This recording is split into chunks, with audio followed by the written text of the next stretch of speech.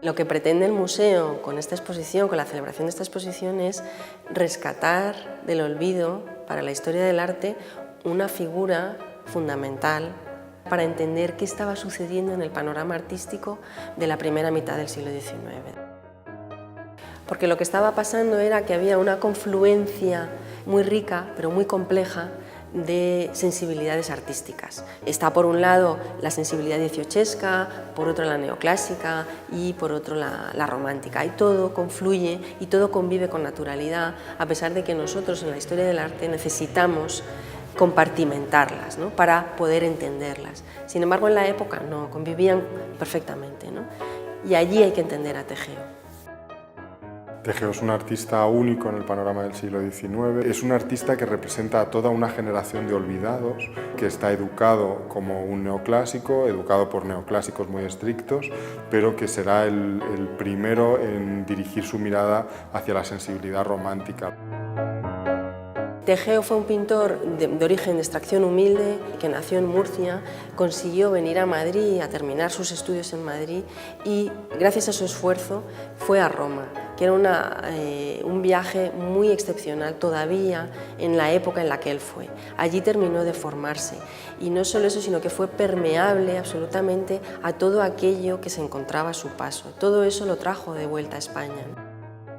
La maduración en Italia le aproximó a los grandes maestros del Renacimiento italiano y a los grandes de la pintura barroca italiana, y a la vuelta de Italia su pincelada es una pincelada sólida, con un tipo de encarnación absolutamente jugosa, clara, con un dibujo muy nítido, con unas entonaciones muy claras, con unas tintas muy limpias, que son capaces de conceder a las figuras, sobre todo, un magnetismo irrepetible y muy característico de su producción.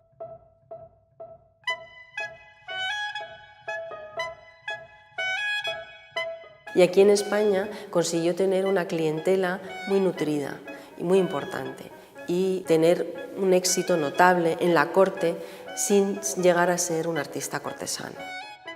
Para la época, un pintor del XIX, lo más importante, lo más difícil, lo más complicado era ser pintor de historia, y Tejeo consigue ser pintor de historia. Realiza muchísimas pinturas de historia, ¿no?, aparte de, por supuesto, el retrato, que era de la actividad de la que se sostenían los pintores, ¿no?, pero fue capaz de también realizar mucha pintura de historia y pintura religiosa.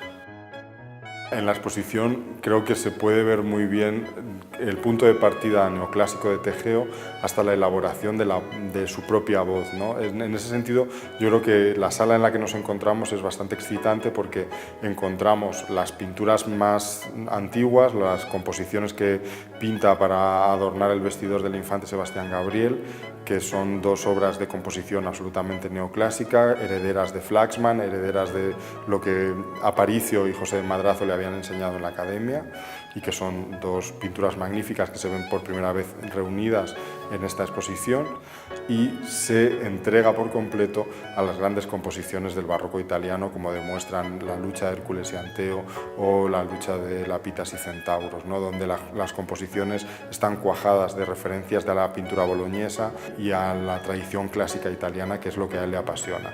Y de ahí el salto cualitativo a una pintura de historia de autor, que va a ser el germen del género de la pintura de historia a lo largo de la segunda mitad del siglo XIX.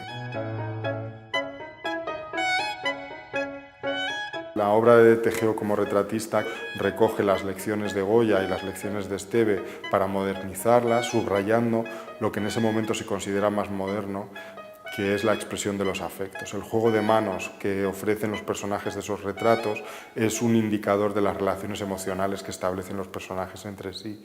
Y precisamente esa delicadeza a la hora no solamente de captar el rostro, de captar la mirada, sobre todo concentrada y abstracta, que es la favorita de Tejeo a la hora de reflejar a sus modelos, sino también a la forma de la gestualidad o la atención que presta a la moda y al modo en el que se presentan los personajes en los cuadros, nos habla de un retratista particularmente sensible en el panorama de su tiempo. Es la primera exposición temporal que se hace sobre este artista. Su obra ha ido participando a lo largo del siglo XX en distintas exposiciones temporales. Algunos de los retratos, sobre todo los conservados en el Museo del Prado, básicamente, pero es la primera vez que se hace una exposición monográfica sobre Rafael Tejeo. Hemos conseguido reunir lo mejor de su producción y no toda su producción, pero un porcentaje bastante elevado, porque no fue un pintor especialmente prolífico.